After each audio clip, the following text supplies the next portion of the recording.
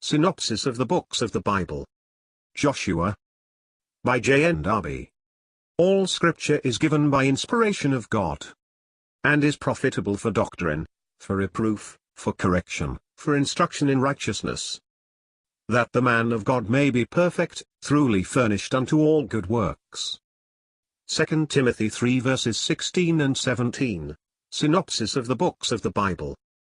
By John Nelson Darby. Joshua, chapter 10. Conflict and victory. Moreover, this peace with the Gibeonites only brought fresh attacks upon Israel. But now all is plain.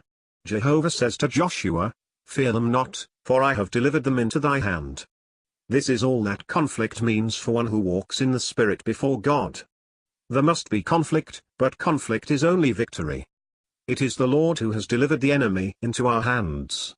None can stand before us. Return to Gilgal. All things are ours. The sun stands still, and the moon stays its course, witnessing to the power of God and to the interest he takes in blessing his people. We may be sure that whithersoever the Spirit will go, there the wheels will go. Ezekiel 1 verse 20. Joshua defeated all his enemies, because Jehovah, the God of Israel, fought for Israel. This time they were faithful. They made no peace. What had Canaanites to do in Jehovah's land? Has Satan any right to the land of promise? This is the light in which Joshua always beholds the land of Canaan, Joshua 10 verse 27.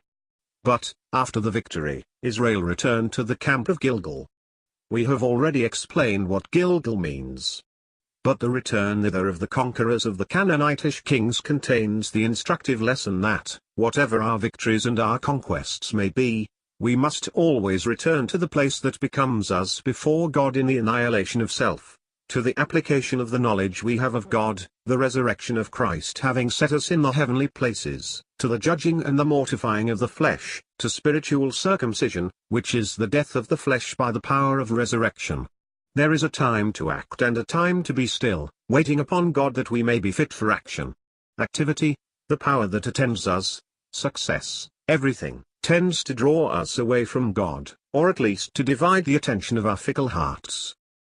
But the camp is the starting point for victory, and the return from triumph for true strength is always to Gilgal. It is not that the enemy attacks us if we are faithful. The attack will be on our side, whatever the maneuvers of our adversaries may be. God making everything work together for good.